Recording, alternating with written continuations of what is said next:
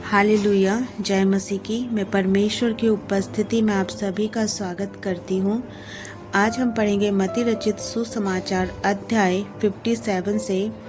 इससे पहले हम प्रभु यीशु मसीह का क्रूस पे चढ़ाया जाना और उनके प्राण त्यागने के बारे में पढ़ा था।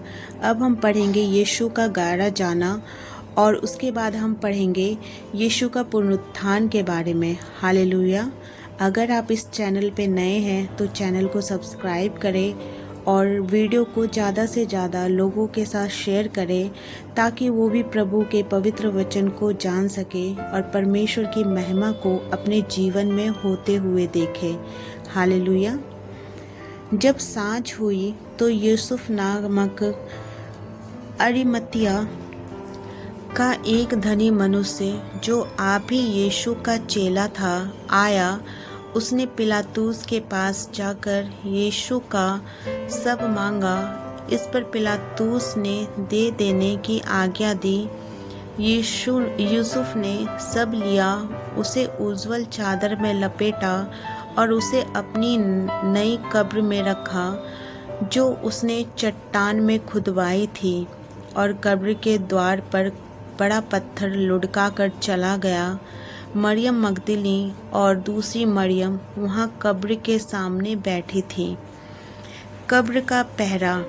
दूसरे दिन, जो तैयारी के दिन के बाद का दिन था, प्रधान याजक और फरीसियों ने पिलातूस के पास इकट्ठा होकर कहा, हे महाराजा, हमें स्मरण है कि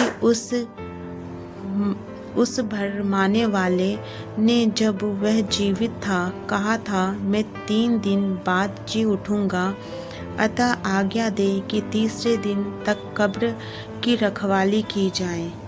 ऐसा ना हो कि उसके चेले जाकर उसे चुरा ले जाए और लोगों से कहने लगे, वह मरे हुओं में से जी उठा है। तब पिछला धोखा पहले से भी बुरा होगा। पिलातूस ने उनसे कहा, तुम्हारे पास पहरुए तो है, जाओ अपने समझ के अनुसार रखवाली करो। अतः वे पहरुओं को साथ लेकर गए और पत्थर पर मोहर लगाकर कब्र की रखवाली की। हालेलुया। अब हम पढ़ेंगे अध्याय 28, जिसमें हम पढ़ेंगे प्रभु यीशु मसीह के पुनरुत्थान के बारे में। सब्त के दिन के बाद सप्ताह के पहले दिन पाँव फटते ही मरियम मगदली और दूसरी मरियम कब्र को देखने आई, और देखो, एक बड़ा भूकंप हुआ, क्योंकि प्रभु का एक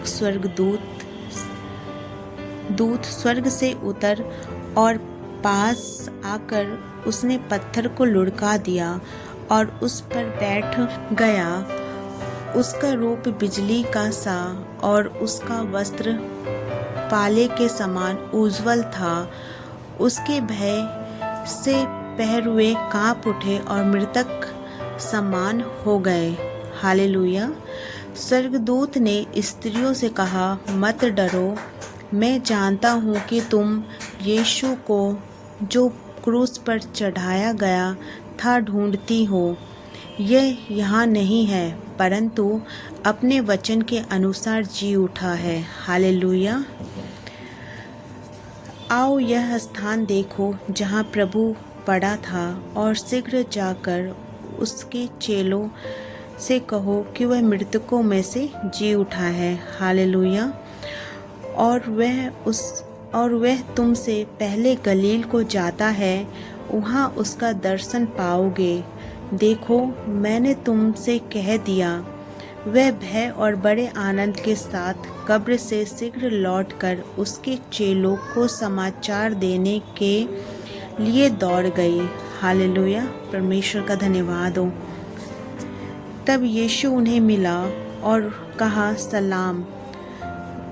उन्होंने पास आकर और उसके पांव पकड़कर उसको दंडवत किया। तब यीशु ने उनसे कहा, मत डरो, मेरे भाइयों से जाकर कहो कि गलील को चले जाए, वहाँ मुझे देखेंगे। हालेलुया। अब हम पढ़ेंगे पहरुओं की सूचना। वे जा ही रहे थे कि पहरुओं में से कुछ ने नगर में आकर पूरा हाल प्रधान याजकों से कह सुनाया। तब उन्होंने पुरनियों के साथ इकट्ठे होकर सम्मति की और सिपाहियों को बहुत चांदी देकर कहा, यह कहना कि रात को जब हम सो रहे थे तो उसके चेले आकर उसे चुरा ले गए, और यदि यह बात हाकिम के कान तक पहुंचेगी तो हम उसे समझा लेंगे और तुम्हें जोखिम से बचा लेंगे। अतः उन्होंने रुपए लेकर जैसा सिखाए गए थे वैसा ही किया। यह बात आज तक यहूदियों में प्रचलित है। हालेलुया। अब हम पढ़ेंगे यीशु मसीह का दिखाई देना और अंतिम आज्ञा के बारे में।